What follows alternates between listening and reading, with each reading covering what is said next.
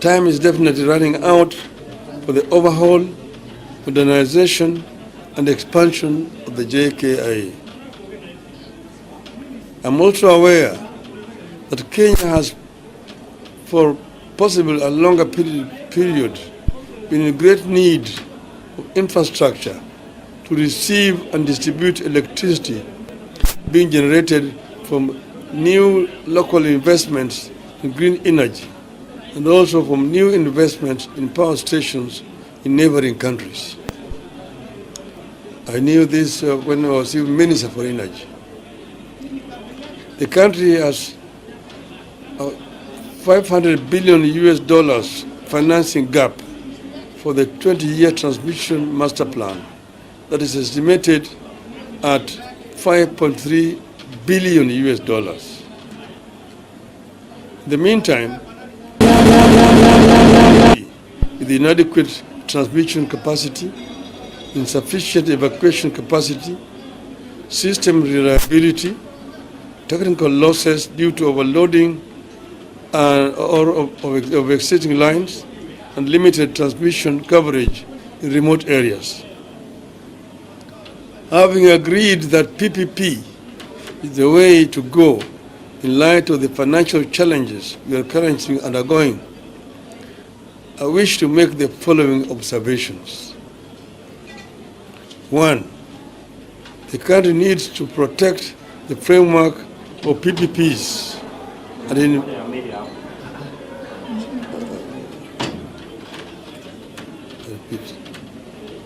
the country needs to protect the framework of PPPs and the investors that show interest in putting money into our public services and utilities. Otherwise, no investor will set foot here. 2. In the interest of protecting the principle and framework of PPPs and potential investors, we have a responsibility to ensure our processes are transparent, cost-effective, and accord equal opportunity to all would-be investors in line with the PPP Act. We all have misgivings about how the current proposed PPPs concerning the JKIA and power distribution have been processed, which has resulted in a raging debate over the involvement of the Indian firm in the airport and energy sector projects. I have had a chance to interact with the PPP proposals in question. It is my duty to state what I know about them. When I was the Prime Minister of Kenya, I was introduced to the company and its activities by the Prime Minister Narendra Modi, while he was then the Chief Minister of the state of Gujarat. Indeed, Prime Minister Modi organized for a Kenya government mission to visit Gujarat, and I had the opportunity to visit this company's infrastructure projects in that state that included a port, a power plant, a railway line, and an airstrip developed out of what was a swamp donated by the government of India.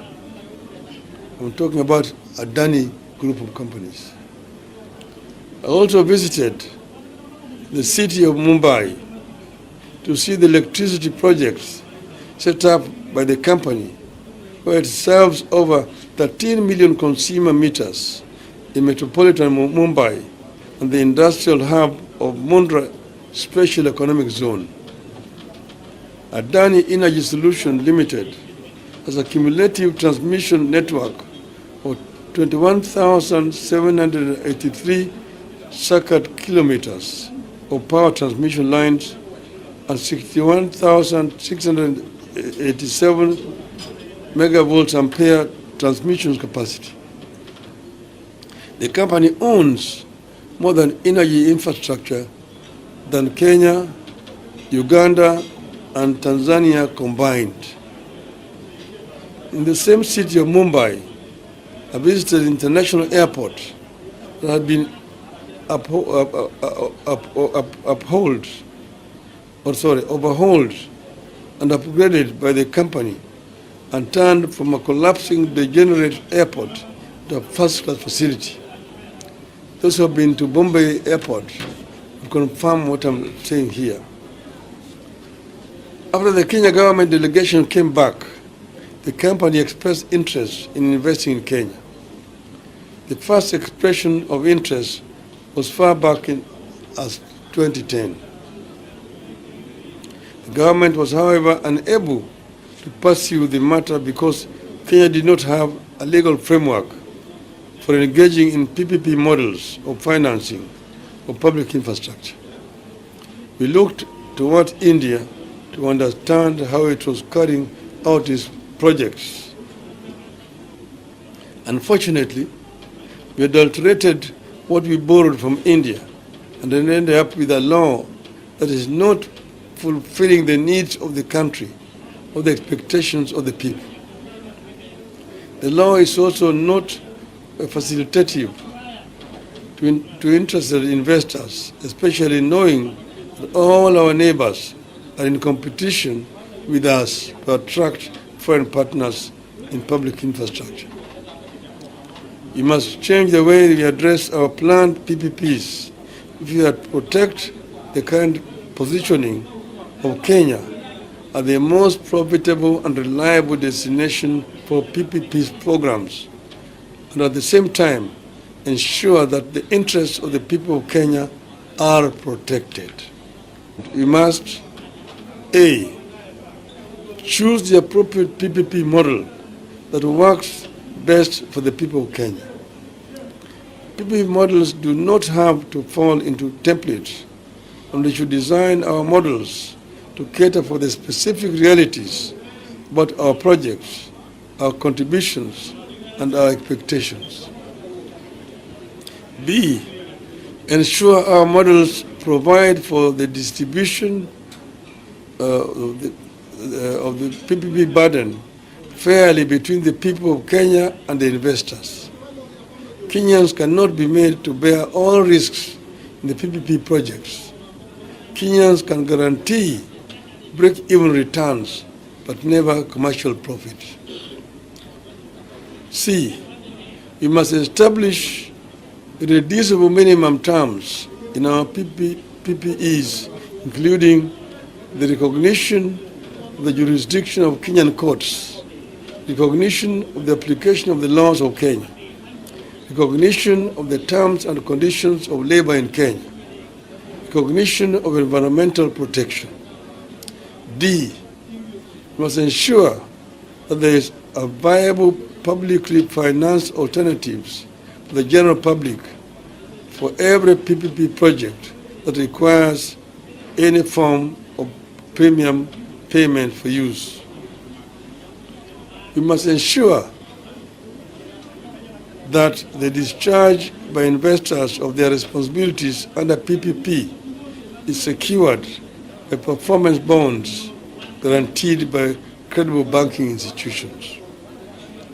But as we do the above, we must remember that PPP proposers are businessmen and participate in these projects to make profits. And we must also remember that we are not the only investment destination in the world, and that if we have punitive terms, investors will simply go to the next country.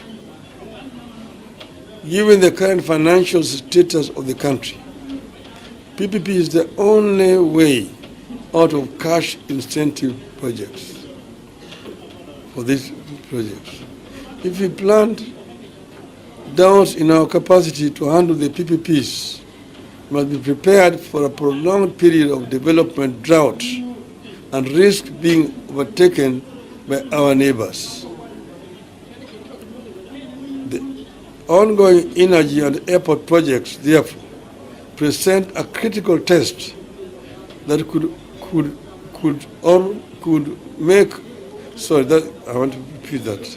ongoing energy and airport projects, therefore, present a critical test that could make or break our ability to compete in the field of infrastructure development for a considerable period.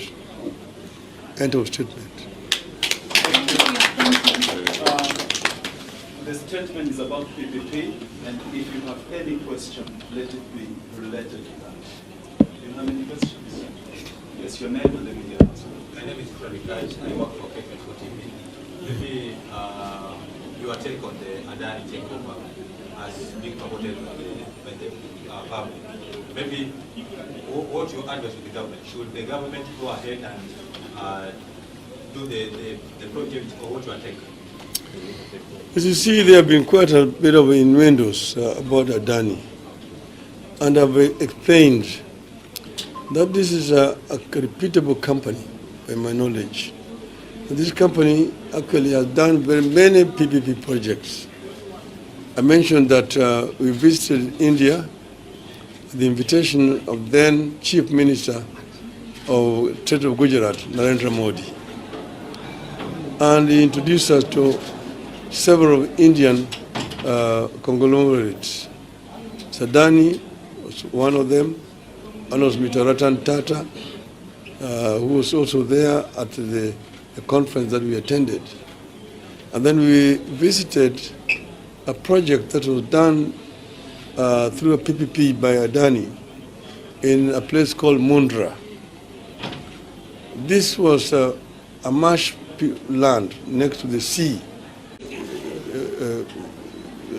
5,000 hectares of land, which was granted to the Adanis by the government of Mr. Modi. They drained the swamp and constructed a deep sea port to import coal from Indonesia.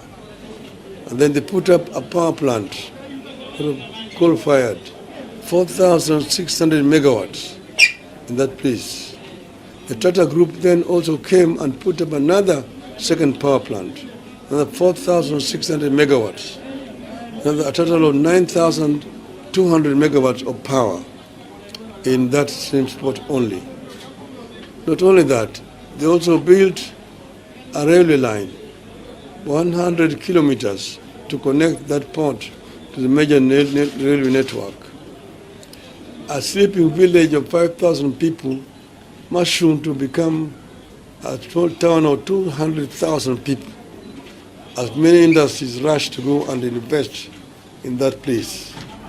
They also built an airport in that same place. This was a real success story of a PPP. Then also the Bombay airport, which had been fly-infested international airport. When it was given through PPP, they took it over and converted it into a very modern, first-class airport today, it is today. The same thing with the airport in Delhi. So what I'm trying to say is that we've seen firsthand what some of these companies are able to do, what PPP can do to an economy, not to try to ostracize PPP as a concept. It's a concept that has worked very well around the world.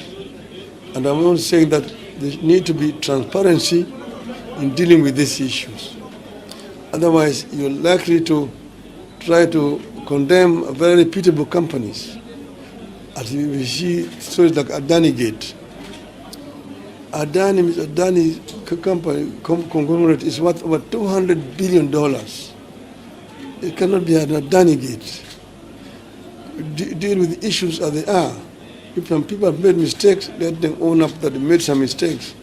But do not begin to condemn innocent companies who are basically doing normal commercial transactions. My name is Kevin Tai from NTV. Does the country currently have a legal framework for the So big loud. My name is Kevin Tai from NTV. Does the country currently have a legal framework for the PPP? And again, what's the position of the public participation process? This is a PP, as a story I mentioned to you, that Mr. Modi gave us the Indian PPP Act. We brought it here. We presented it to the cabinet. It was approved. It was given to the then Minister for Finance to go and originate a cabinet memo and bring it back. The minister took it then to the mandarins in the treasury. They manipulated it completely, and when they brought it back, it was a different animal for the one that we had come with from India. They had put so many controls, and I said at that time that I was sure that no private company would come under those circumstances. And in 2019, when I was chair of Finance Committee, we amended it to remove some of those controls. Yes, because it's saying in 2019, that was nearly 10 years later, it was amended and removed some of those restrictive conditions. So what we have today is an improved version of what we had come up with. What had been mutilated from what we came up with from India. So what we are trying to say is that it's a work in progress. What is today is much more attractive, and that's why you can see that several other private companies are ready to come to the country. Public participation? Yeah, public participation, you see, is fine. People will be asked. But you cannot do this indefinitely. It's not done anywhere in the world, even in the USA, in India, and so on. This idea of public participation is being taken out of context in this country.